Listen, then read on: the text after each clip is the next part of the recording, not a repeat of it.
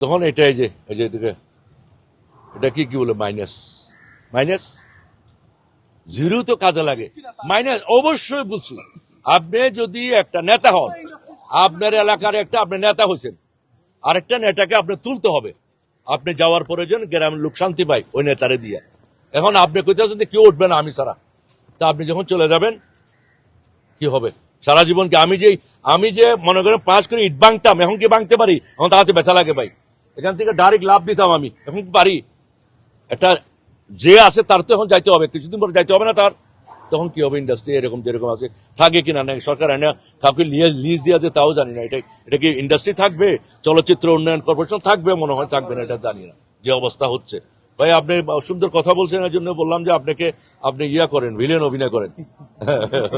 না, আমার প্রথমে হচ্ছে ভাই মন কাঁদে না। এখানে ব্যাপারটা হচ্ছে কি, কিছু গ্রুপিং এর কাজ করে, কিছু গ্রুপিং থাকে। যেমন এখানে জ্যাম্পস ছিল, আমাদের ডাশিং হিরো বলেন আপনারা, আমাদের সদনা ডাশিং হিরো ছিল সদ্দেও সোহেল রানা। এটা ছিল জেমস গ্রুপের প্রধান হলো জসিম ভাই, ডাশিং এর প্রধান হলো আমার চলচ্চিত্রের জন্মদাতা সোহেল রানা সাহেব। তো দুটা গ্রুপ তো একসঙ্গে ছিলই, তাই না?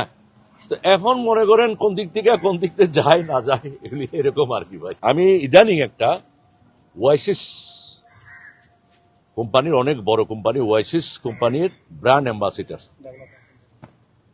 ওইটা ব্র্যান্ড অ্যাম্বাসিডার আমি ভালো একটা সম্মানীয় পাই, দেখাশোনা করি। আর গ্রামের কাজগুলি করি হলো গ্রামে টুকটাক। মনে করেন যে যেহেতু আমি তো নর্মাল একদম ফ্যামিলির ছেলে, আমরা একদম গ্রামের ছেলে, যে গ্রাম থেকে টেকনাফ থেকে কক্সবাজার বা চিটং ঢাকা আসার কোনো সুযোগও ছিল না, এর রাস্তাও ছিল না, এরকম একটা গ্রামের ছেলে আমি। তো আমি গ্রামকে অনেক পছন্দ করি। গ্রাম পছন্দ করি কারণ গ্রামে যেহেতু থাকি, আমি শাকসবজি, এই যে পেঁপে বাগান, কিছু গরু ছাগল, এসব কাজ নিয়ে আমি, ওটা 2-1টা লোক আছে আমার, ওদেরকে নিয়ে পালায় টালায়, মানে ঈদে মনে করেন যে আমি গরু বিক্রি করছি কয়েকটা, এরকম করে আমার মোটামুটি আমার একটা ইনকাম, সোর্স অফ ইনকাম আমার ওখান থেকে চলে আসে, আমি ওইটা নিয়ে মোটামুটি চলতে পারি।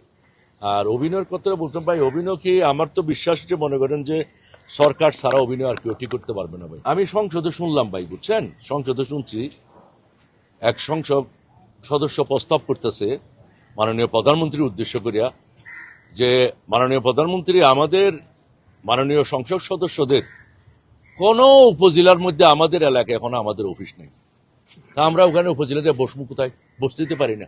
ইউনূস সাহেবেরা সিটে বসে, অমুকে বসে, আমরা তো চেয়ারম্যানেরা উপজেলায় বসে, আমরা তো বসতে পারি না। হ্যাঁ, আমি শুনছি ভাই, কানে আপনারা শুনছেন কিনা?